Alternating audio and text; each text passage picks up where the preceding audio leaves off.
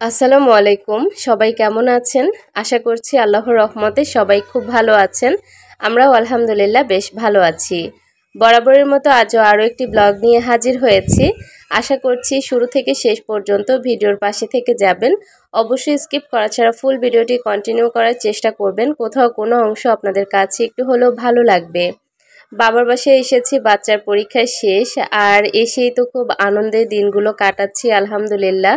মা যতদিন বেঁচে আছে বাবার বাড়িটা অনেক সুন্দর। আসলে প্রত্যেকটা মেয়ের যখন বিয়ে হয় তখনই বুঝে যে বাবার বাড়ির কতটা মিস করে তারা শ্বশুরবাড়িতে গেলে, আর বাবার বাড়িটা যে কতটা শান্তির জায়গা কোনো মেয়ে বিয়ের আগে কখনোই বুঝে না।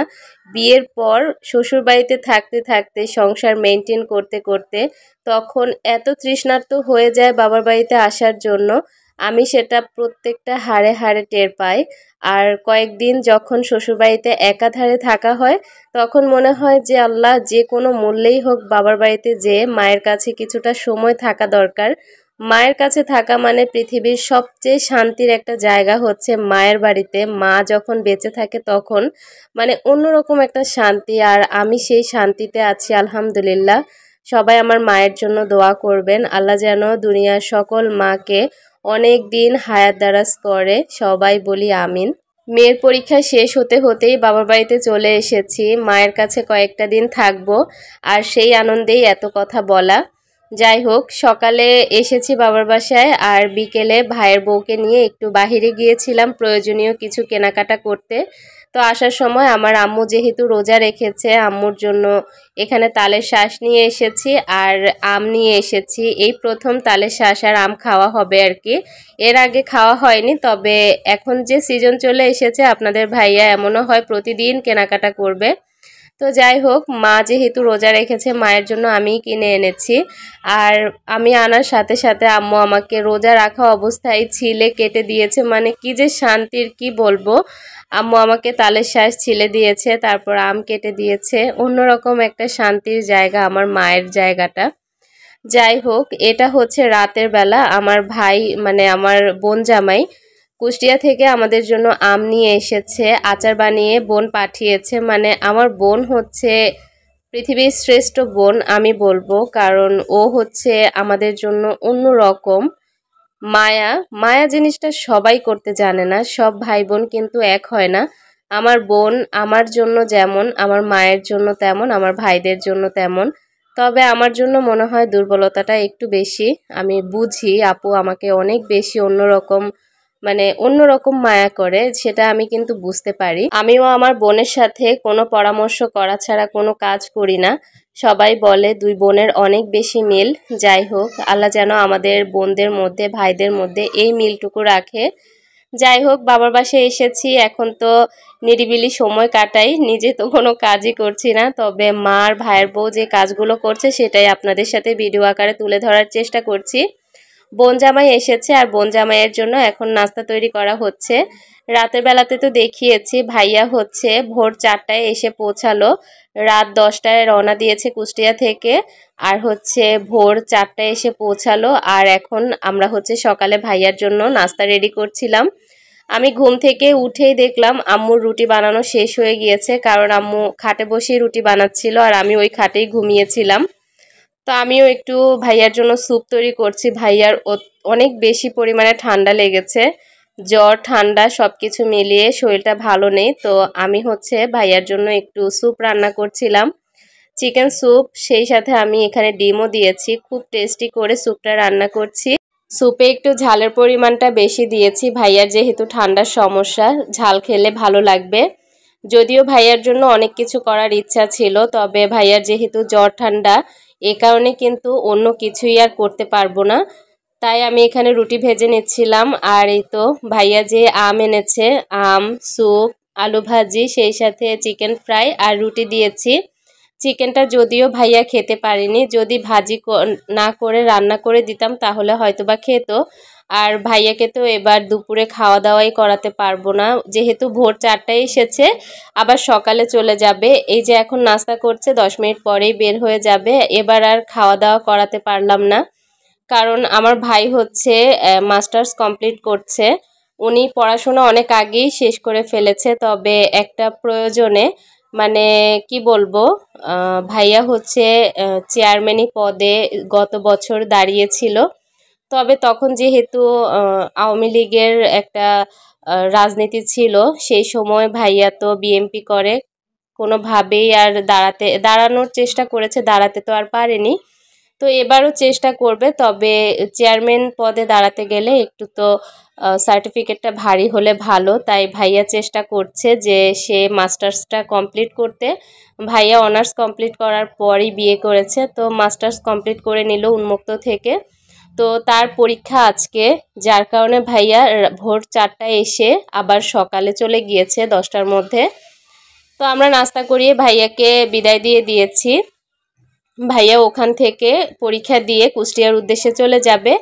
আর এদিকে আমি আবারও রান্না বান্না শুরু করেছি। আমার হাজবেন্ড মানে আপনাদের ভাইয়া আজকে দুপুরে আমাদের বাসায় খাওয়া দাওয়া করবে।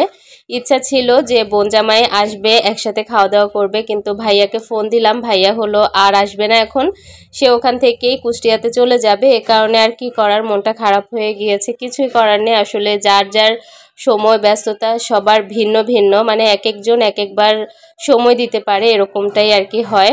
আমার ভাইয়াও আমাদের জন্য অনেক মানে অন্যরকম মায়া, সে আমাদের সবাইকে অন্যরকম মায়া করে। বোন জামাই বুঝাই যায় না। আমি কিন্তু আমার বাবার পরে আমার বোন জামাইকে স্থান দিয়েছি, কারণ ভাইয়া আমার বাবার যেই দায়িত্বগুলা সেগুলো সব পালন করে। আমার অনেক ভালো লাগে আমার ভাইয়ের এই মায়াগুলো দেখলে।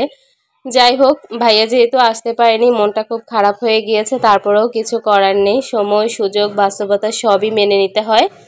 তো এই দিক থেকে আমি হচ্ছে দুপুরে অনেক অনেক কিছু রান্না করছি। আপনাদের ভাইয়া যেহেতু অনেক দিন পর পর আসে, তার জন্য তো স্পেশাল কিছু করতেই হয়। আর এবার বলেছি তুমি ঘন ঘন আসবে, কারণ আমি এবার যেহেতু একটু বেশি দিন বাবার বাসায় থাকবো, তুমি প্রতিদিন চেষ্টা করবা আসার জন্য, না আসতে পারলে 2-1 দিন পর পর অবশ্যই আসবা।